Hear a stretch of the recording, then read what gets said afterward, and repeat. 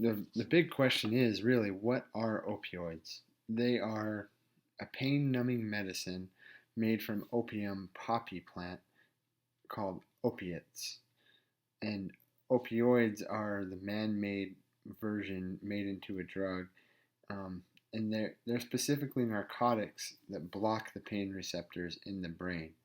Um, it basically tells your brain there's no pain there, everything's good, even though your body is really, really suffering the effects of whatever it is that might be ailing you, and kind of creates this different sense of reality for your brain. Just to put it in perspective, how bad the opioid epidemic is in our country. From the period of 1999 to 2020, there have been over 263,000 overdoses that have involved prescription opioids. Um, and just in 2020 alone, there was nearly 92,000 drug overdose deaths, and 75% of those involved an opioid, whether it be illegally obtained or prescriptions. Um, there's actually 187 people that die every day from an opioid overdose. Um, these are kind of sobering numbers, but it definitely does put it into perspective that there is a problem, and there needs to be something done about it. Um, so, if you're not familiar with opioids or how people take them, there's lots of different ways, and it's good to know about the ways that people are taking them, because it can help you to be aware or tip you off to things to look for if you suspect they might be taking opioids, or um, just the different methods that there are. It can be taken orally. There's pills. There's also tablets that can dissolve underneath the tongue. There's also liquids, like, just think of your cough medicine or something that you would take when you're feeling sick, and nasal sprays, skin patches. The interesting thing about all of these is that they can also be commonly mistaken for Flonase as a nasal spray, or skin patches. People use those for nicotine replacements when they're trying to quit. There's lots of different things that addicts can use when they're trying to hide their addiction, or the fact that they're taking opioids, and try to make it look like something that would be normally accepted. There's also suppositories and injections, which are, very easy to tell by looking at the arms of people who are taking them. And then also pumps. Um, I imagine it would be similar to the type of pumps that diabetics would be using if they are, using that for insulin.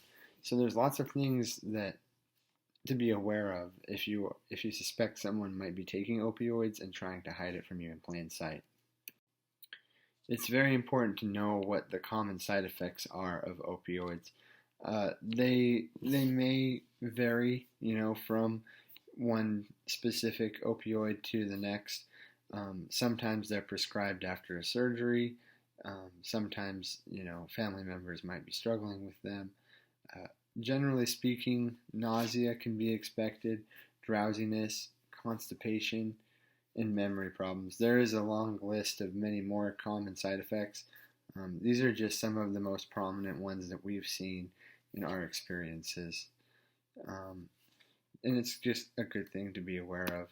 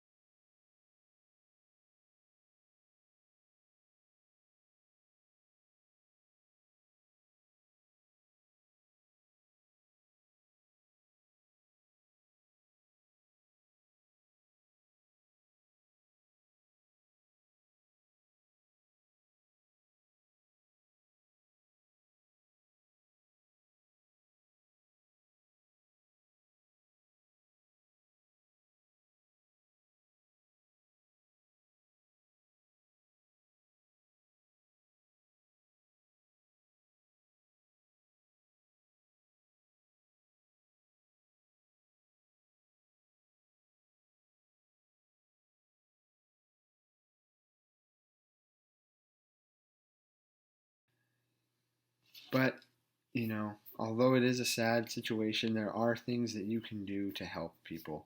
You can visit our website. We have resources for, rehab centers, how you can help family members or people.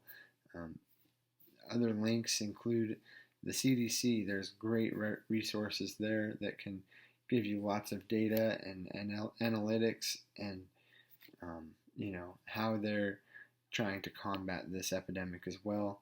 And then WebMD is a very good resource as well. I recommend that one. They just kind of break it down and make it easy to understand. We really appreciate you taking the time to come to our presentation today.